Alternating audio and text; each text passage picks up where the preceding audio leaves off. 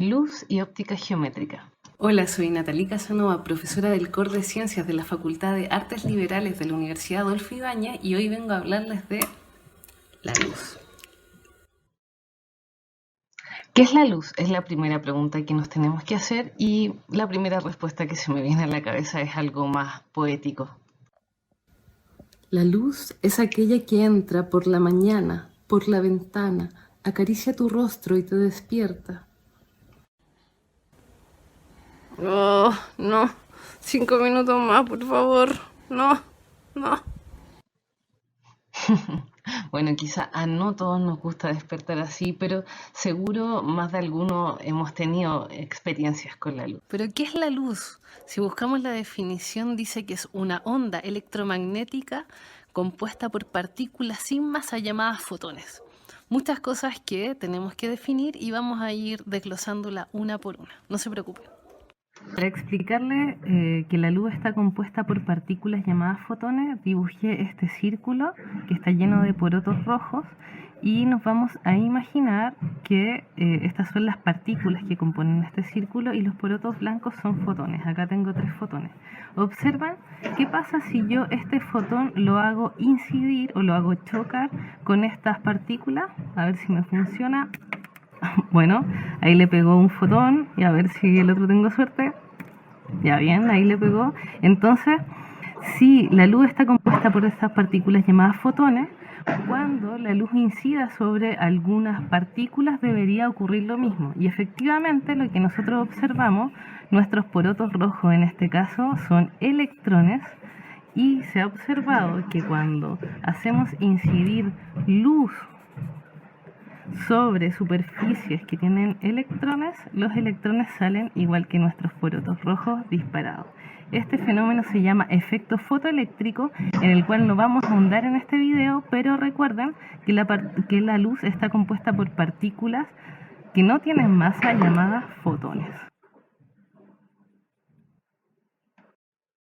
Bueno, entonces definimos la primera parte compuesta por fotones. Ahora vamos a ahondar en el concepto de onda.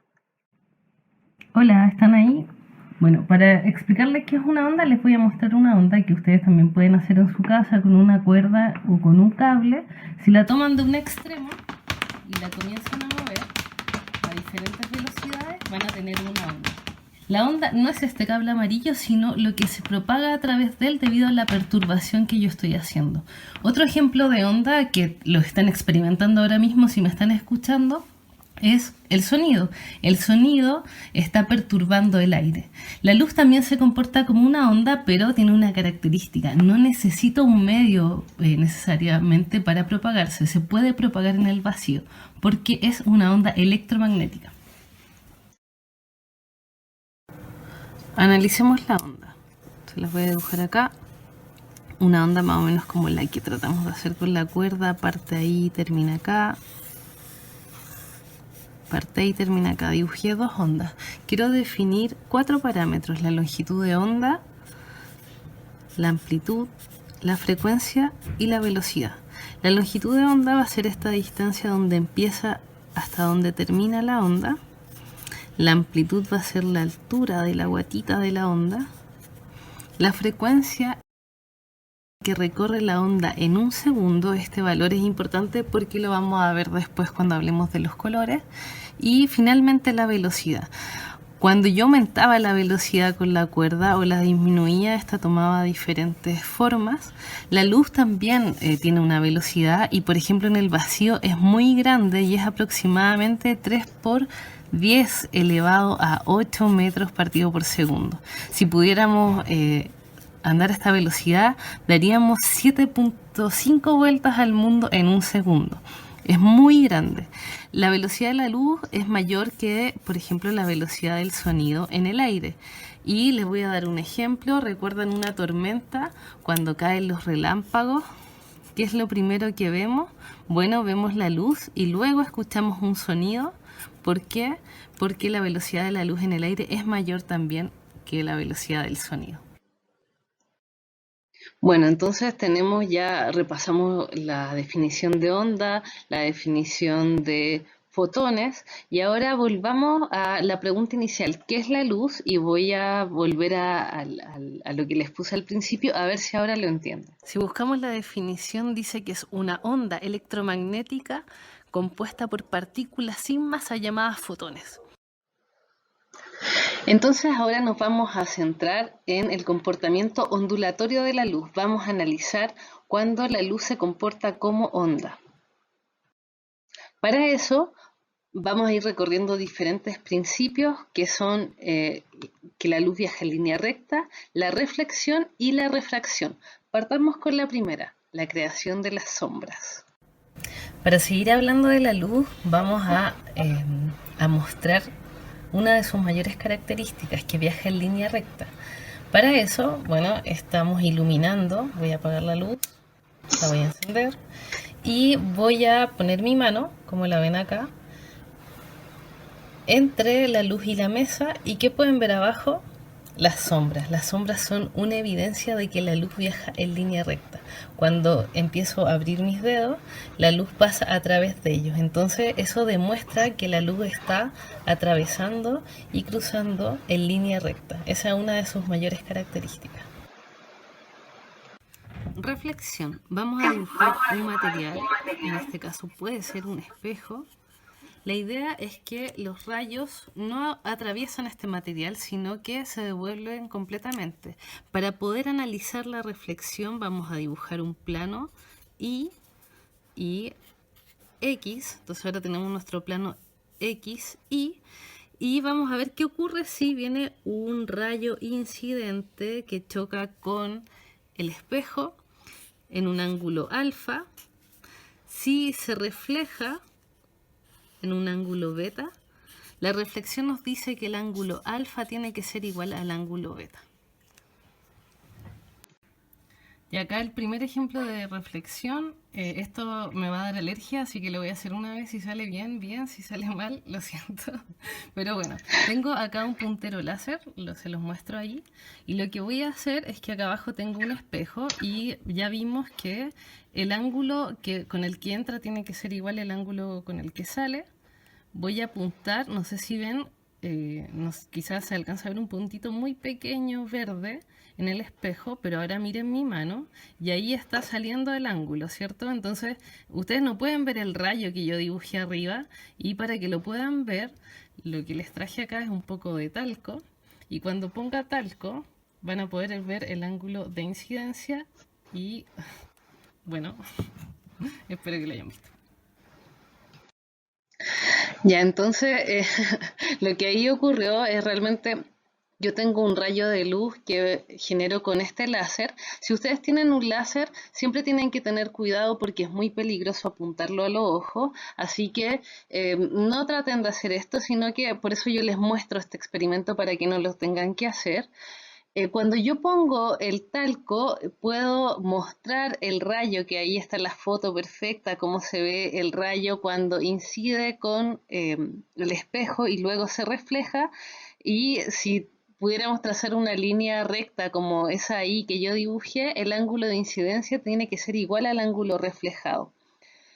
Al final del video no se veía nada porque tapé todo el espejo con talco, entonces ya nada se podía reflejar. Para la refracción, lo que voy a hacer acá es que voy a dibujar un medio, que puede ser un vidrio, un medio que permita que los rayos pasen a través de él. Acá voy a tener un medio 1, acá voy a tener un medio 2. El medio 1, por ejemplo, puede ser el aire, el medio 2 puede ser un vidrio. Pero lo importante es que tengamos dos medios. Para poder definir nuevamente esta ley, vamos a dibujar el plano como lo habíamos dibujado anteriormente. Esto le vamos a llamar Y. Al plano donde está el vidrio le vamos a llamar X. Y acá ocurre que si un rayo incide sobre la superficie con un ángulo alfa, cuando atraviesa el otro material va a cambiar de ángulo a un ángulo gamma. Entonces, la ley que se cumple acá es la siguiente. N1 por el seno de alfa tiene que ser igual a N2 por el seno de gamma. ¿Qué es N1? ¿Qué es seno? Bueno, N1 es un número característico de cada material. Por ejemplo, si el material es el vacío, el N1 es 1, es un número adimensional. El N2 es el número característico de este otro material. Si este material fuera agua, el N2, por ejemplo, sería 1,3. Es un número que está relacionado con cada material. En este caso, N1 es el número relacionado con el material 1 y N2 es el número de refracción, el índice de refracción relacionado con el material 2. El N se llama índice de refracción y va a estar relacionado con los materiales. Ahora, ¿qué es seno de alfa o seno de gamma? Eso es una función trigonométrica que se las voy a recordar acá abajo y se cumple en los triángulos rectángulos. Ahí hay un ángulo recto.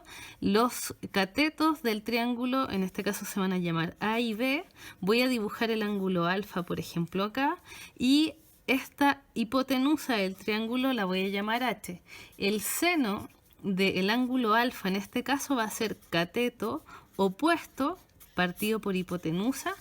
Y en nuestro caso, el seno de alfa va a ser el cateto opuesto, que es A, dividido por la hipotenusa. Así uno calcula esta función trigonométrica. Entonces, si nosotros queremos calcular lo que ocurre en este fenómeno llamado refracción, vamos a utilizar la ley de Snell, donde n es el índice de refracción y va a depender del medio. En este caso, n1 es del medio 1 por el seno del ángulo que forma el rayo con el eje Y, va a tener que ser igual al índice de refracción del medio 2 por el seno del ángulo gamma, que es el ángulo que va a formar el rayo que atraviesa el material con el eje Y. Esta ley se llama ley de Snell y la vamos a utilizar si es que queremos comenzar a medir los fenómenos que les voy a mostrar a continuación. Y aquí estamos con el ejemplo de refracción. Cuando dibujé eso, aparecen ecuaciones, dice que el ángulo con el que entra el rayo incidente, cuando atraviese otro medio va a cambiar. Si se los digo así, quizá ni siquiera se lo imaginan, pero si yo les muestro esta cuchara que está derecha, y ahora lo que hago es introducir esta cuchara dentro de un vaso con agua, parece que estuviera cortada. Y no es que se haya roto la cuchara, sino que efectivamente al cambiar de medio la luz cambia de ángulo y eso da un efecto como que si estuviera corrida. A ver, lo voy a probar para el otro lado donde el mango está más recto, a ver si se aprecia bien. Y ahí está nuevamente, ahora con un mango recto, parece que estuviera cortado.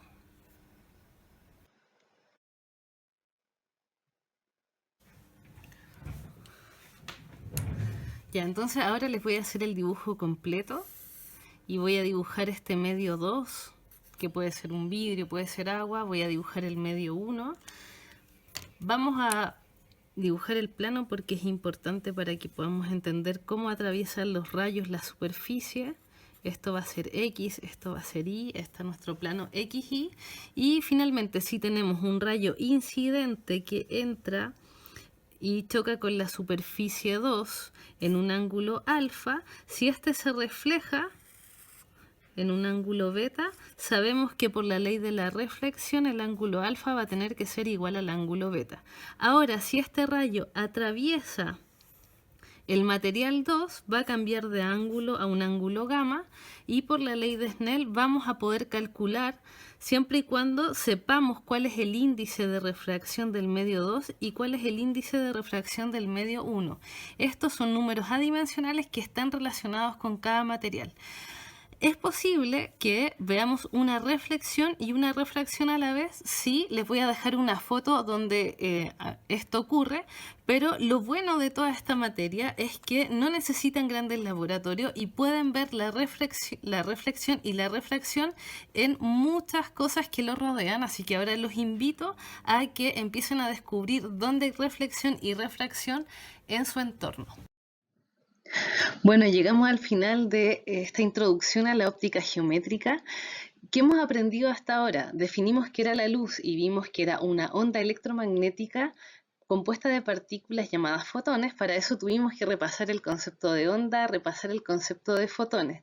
También vimos algunos principios, por ejemplo, que viaja en línea recta, la reflexión y la refracción, todo acompañados de ejemplos. Lo más interesante de estos fenómenos es que no necesitan laboratorios para reproducirlos, sino que tienen que sentarse, observar a su alrededor para poder descubrirlos. Muchas gracias por la paciencia. Chao.